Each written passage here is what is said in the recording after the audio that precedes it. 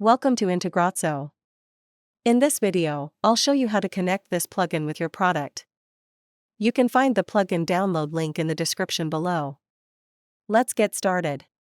After activating the plugin, go to the plugin setup page from your WordPress dashboard. Now click on Select Plugin. A pop-up will open. Choose your plugin from the list. Next, click on Select Product. A pop-up will open. Choose your product from the list. After selecting both, click on the Save and Next button. Next, in Step 2, add your account authentication details. First, enter your account name for identification. Next, select your account data center name. Next, click the Authenticate and Next button. Now it will redirect you to your Zoho account. Here, review the permissions and click Accept.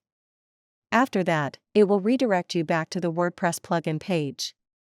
Step 3 is the field mapping section. Here, you can map your form fields with your product fields. First, select the form you want to integrate from the list. Next, choose the module you want to connect from the list. After selecting both, click on the Save and Next button. Now the field mapping area will open. On the left side, the form fields will appear, and on the right side, the product fields will appear. Here, simply map the fields. After completing the field mapping, click on the Save Mapping button. Now the integration is completed successfully.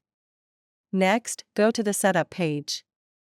Here, all your integrations will be listed.